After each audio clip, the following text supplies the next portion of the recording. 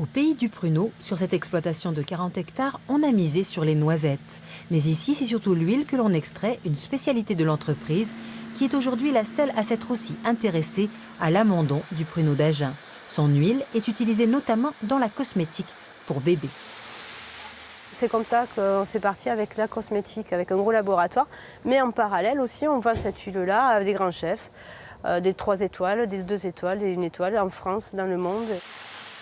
Une huile alimentaire, mais surtout cosmétique, une façon de valoriser les déchets comme ces noyaux venus d'entreprises alentours. Ils seront lavés, cassés, puis leurs amandons seront stockés et pressés afin d'en extraire cette précieuse huile non allergène et riche en antioxydants. Pour Nathalie, venir à Paris, c'est l'occasion de faire connaître son produit. Les visiteurs de Cosmétique 360 sont essentiellement des sociétés françaises. Il y en a un peu à l'international, mais moins. Et donc ça nous permet d'être là, de voir nos clients et de voir ceux qui pourraient le devenir. La cosmétique en Nouvelle-Aquitaine, c'est à peu près 130 entreprises, des PME, des TPE. C'est un peu plus de 3000 emplois. C'est composé d'entreprises qui développent des ingrédients actifs. On a des entreprises qui font du développement, la formulation à façon. On a des entreprises qui font de l'évaluation de la tolérance et de l'efficacité des produits cosmétiques. Puis on a des entreprises qui font des produits finis aussi. On a des petites marques, des marques de niche qui travaillent en circuit court et qui utilisent beaucoup les ingrédients de la région pour valoriser leurs produits finis.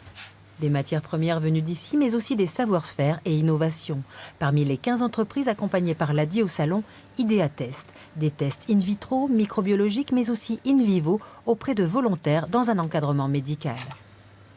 Ici, on teste les produits sur les volontaires, on fait les essais, tout ce qui est essais cliniques. Donc on teste des produits de tolérance et ensuite on fait des tests d'efficacité. Donc là, il va y avoir des mesures qui vont être associées pour vérifier que le produit est hydratant, que le produit est anti-rides, anti-pollution, c'est très à la mode actuellement.